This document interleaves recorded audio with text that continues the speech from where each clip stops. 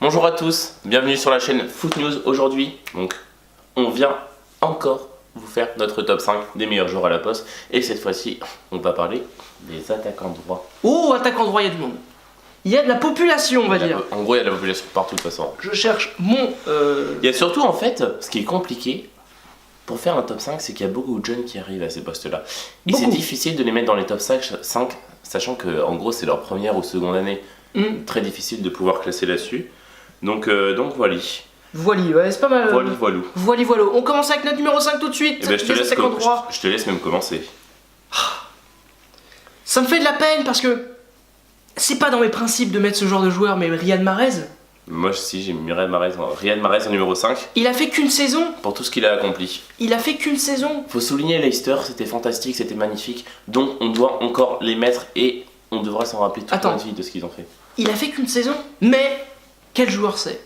En Ligue des Champions, ils sont là. Il m'a impressionné. Il est bon en Ligue des Champions. Meilleur joueur de première ligue. Il est bon en première ligue. Même quand Leicester va mal, il est plutôt pas mal. Ouais. Franchement, bravo. Voilà.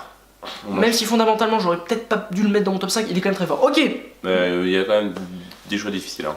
Numéro 4, un autre pied gauche. Et ben moi. Décidément, en fait, il y a que des pieds gauches. Je regarde dans ma liste. Il y a que des pieds gauches. Qu'as-tu mis?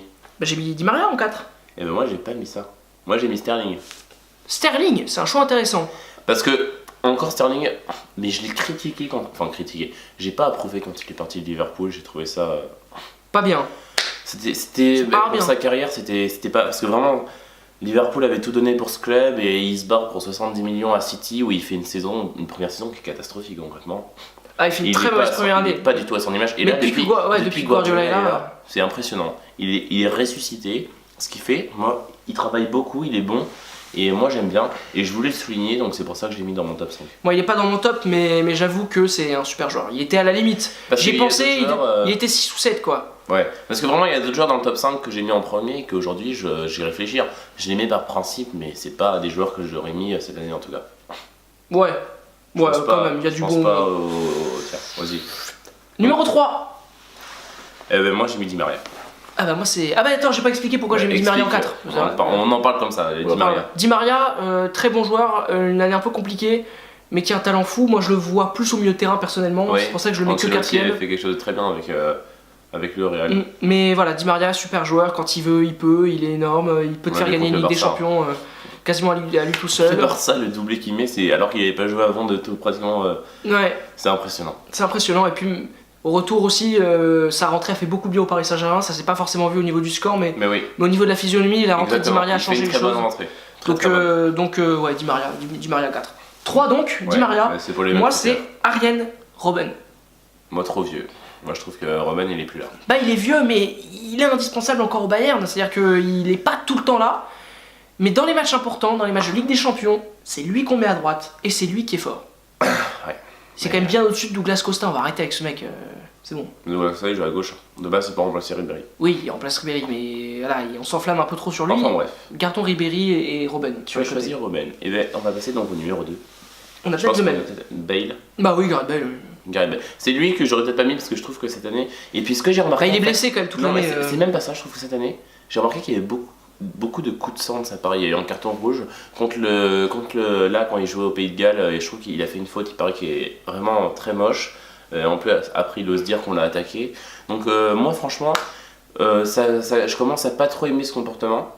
Et venant d'un joueur qui a été recruté quand même 100 millions, 99 millions, t'es censé avoir un autre comportement, montrer autre chose, t'es censé être...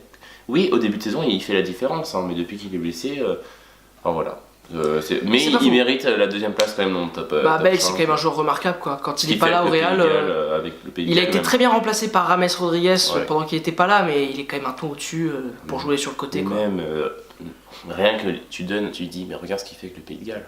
Oui, il les a emmenés en demi-finale. Lui tout seul, mais même il les a qualifiés pour l'Euro. Enfin bref, il les qualifiera sûrement pour la Coupe du Monde, donc bravo à lui. Ouais, monstre. Mais qui continue. Et donc numéro 1, bon là il n'y a pas de doute, Messi. Mais comme je vous l'ai dit, c'est par principe que je l'ai mis.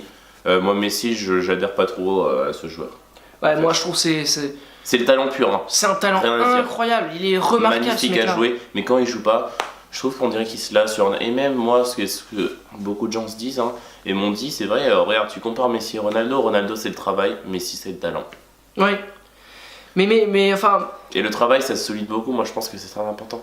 Moi je pense que malgré tout ça, malgré tout ce qu'on peut dire sur lui, je préfère son football de toute façon à Ronaldo. Moi, je suis totalement d'accord avec toi. Il a un football incroyable quoi. Je suis d'accord avec toi, sauf que moi je préfère le caractère de Ronaldo à celui de Messi, par exemple. Non mais ça à la limite je peux comprendre, mais Messi quoi, Messi. Mais là il est... moi ça fait quand même... je trouve qu'il a quand même des saisons et il est pas très... Là, cette année, il n'est pas indispensable au Barça. Il n'est pas remarquable cette année, il n'est pas remarquable. Même l'année dernière, il n'est pas remarquable non plus. Mais... Et même, moi, il y a l'image qui est très négative quand même pour Messi, c'est la sélection.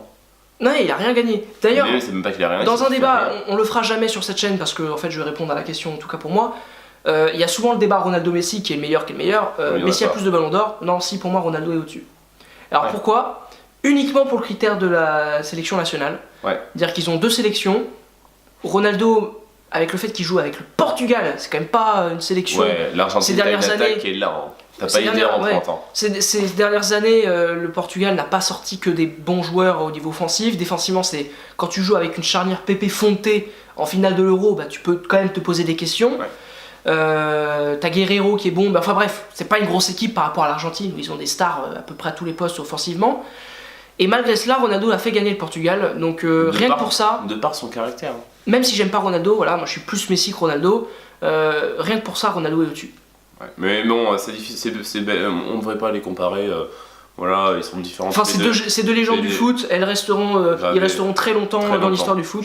Et tant mieux pour le foot d'ailleurs d'avoir ces 2 joueurs encore en activité aujourd'hui. Moi, ça fait plaisir. J'aurais vécu à leur période. Moi aussi. C'est quand même génial. Et on a bien terminé notre vidéo là, je pense qu'on a sur un petit moment émotion, sur un petit moment de sympathie. Exactement. Je pense qu'on peut donc effectivement terminer la vidéo. Merci beaucoup d'avoir regardé cette vidéo. Comme tu le dis si bien, Vasco. À chaque fois. Partagez, likez, commentez. Abonnez-vous aussi, optionnellement, voilà, pour qu'il y ait de l'abonné, pour qu'il y ait de l'argent des abonnés, c'est n'importe quoi ce que je raconte. Faites tout même. Voilà, faites tout. Éclatez-vous. Et on vous dit à bientôt. Sur la chaîne. Sur la chaîne. Excellent. Allez.